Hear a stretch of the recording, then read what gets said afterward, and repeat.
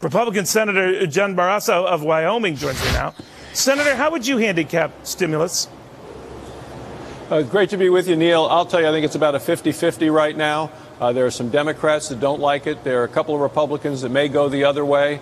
I am very concerned with the amount of money that's involved, and I'm not convinced it's all intended to stimulate the economy. Some of it just seems like unnecessary spending. These overtures from the White House, Senator, that is, and I'm interpreting this, so it could be very wrong, likely is, by the way, that he would allow Republicans to come into the process with their own stimulus plans, not their own tax cut plans, but their own stimulus plans. What do you make of that? Well, we visited with the president last Tuesday. I want a plan that, as they describe it, timely and temporary and targeted, and this to me doesn't do it. You look at some of the spending in this plan, $600 million in new vehicles for government workers, money going to the Philippines, to Filipino World War II veterans. That's not going to stimulate our economy.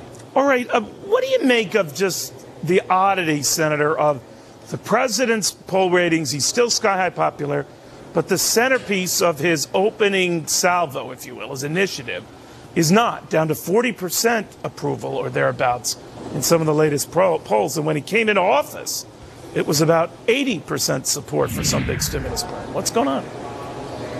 Well, I think people are looking at it. People are saying, what's in this plan, and will it really work to stimulate the economy, or are we just being sold a bill of goods? Neil, I was in Wyoming over the weekend, and I've had telephone town hall meetings across the state. Only 18% of the people of Wyoming think there's some value in this, and 82% of the people of Wyoming, once they know what's in it, are against it. Well, that's Wyoming, and my hat's off to them. They're pretty tough when it comes to federal spending, so that doesn't surprise me. But what does surprise me, Senator, what's going on across the nation, that people are rethinking the wisdom of big spending. What would they endorse, in your opinion? Well, I think we need to solve what got us in the problem in the first place, which is housing.